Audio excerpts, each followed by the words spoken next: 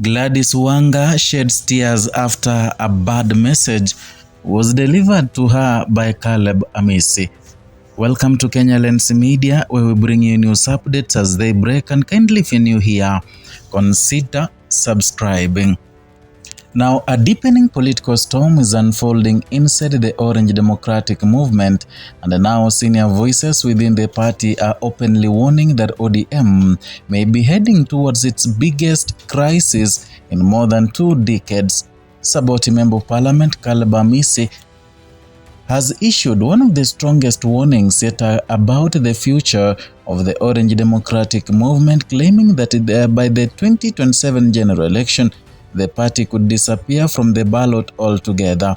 Speaking during an interview on K24 TV on Wednesday, May 13, 2026, the outspoken lawmaker said that ODM is rapidly weakening and risks being swallowed by the ruling United Democratic Alliance (UDA) if the current political direction continues. His remarks now added to a growing concern from senior ODM figures who say that once dominant opposition movement is losing influence in regions that were once considered untouchable strongholds. For years, ODM stood as one of Kenya's most influential political parties, built around the political force and the legacy of Raila Odinga. The party shaped national conversations on democracy, governance, social justice, and also opposition politics.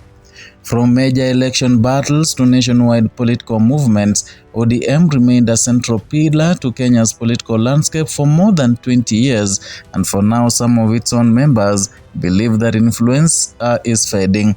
And according to Caleb Amisi, the decline is no longer hidden, and during the television interview, the Saboti legislator painted a grim picture on the party's future. He warned that ODM may not survive as an independent political force by the time Kenyans head to the next polls in 2027. Amisi argued that the Orange Party is shrinking at an alarming pace and may eventually merge with President William Ruto's UDA party, effectively ending ODM's long-standing political identity. The legislator blamed what he described as the weakening of ODM on the growing influence of the ruling administration of opposition politics, and according to him, the party leadership has gradually lost its voice and also independence. He suggested that ODM has drifted away from the ideals that once attracted millions of supporters across the country. Amisi further claimed that some leaders within the party are now more interested in political survival and access to government positions than defending the principles of ODM once stood for. The MP also criticized individuals he referred to as remnants within the party, particularly those associated with the Mwananchi faction. He argued that some of them never genuinely believed in ODM's ideological direction, but instead joined the movement for political convenience, nominations, and also influence. The remarks reflect a widening internal frustration within sections of ODM, especially among leaders who believe the party has become too close to the government. And in recent months, concerns about ODM's political direction have become increasingly public, and what once discussed quietly behind closed doors is now being openly debated on television interviews, political platforms, and also public forums. And Caleb Amisi is not alone. Only days earlier, Nairobi Senator Edwin Sifuna also raised the concerns about the state of the party. Speaking during an interview with the political analyst Herman Manyora, Sifuna admitted that ODM strongholds are no longer as secure as they once were. And the senator pointed specifically to Homa Bay County, historically considered one of the ODM's strongest political bases. And according to Sifuna, discussions about zoning candidates in Homa Bay would have been unthinkable during ODM's strongest years. Under the height of the party's influence, ODM leaders believed the movement was powerful enough to withstand competition from any rival political outfit in the region. But Sifuna said that reality is now changing. He noted that zoning conversations are emerging even in areas where ODM once enjoyed overwhelming dominance. The Nairobi senator explained that in the past, zoning talks mainly happened in places like Nairobi, where ODM needed to protect coalition partners and also small allied parties. But today, similar concerns are appearing in Luo Nyanza itself, and for many observers, that admission carries significant political weight. It signals a concern from within the party's top ranks that UDA and other rival formations are slowly making inroads into territories that traditionally voted overwhelmingly for ODM. The growing debate also reflects broader questions about the future of opposition politics in Kenya, and the ODM has long served as the backbone of opposition resistance, mobilizing support around governance reforms, constitutional change, and also accountability. Its orange symbol became associated with the political resilience and the anti-establishment activism.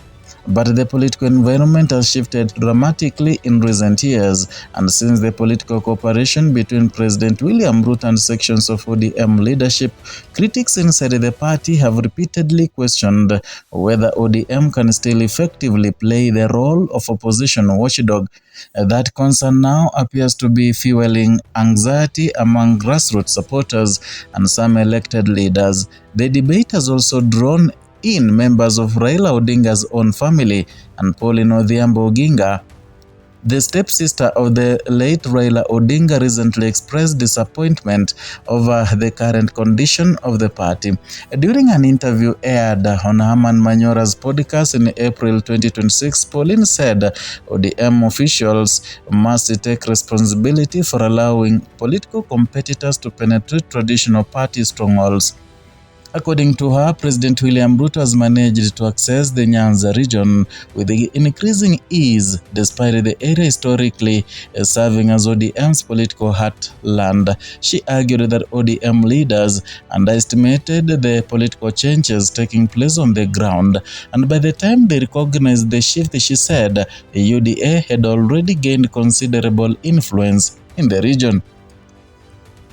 Her remarks added another layer to the growing internal conversation surrounding ODM's future, and for supporters who have identified with the Orange Democratic Movement for years, the ongoing criticism from senior figures may raise difficult questions about the party's direction ahead of the next general election.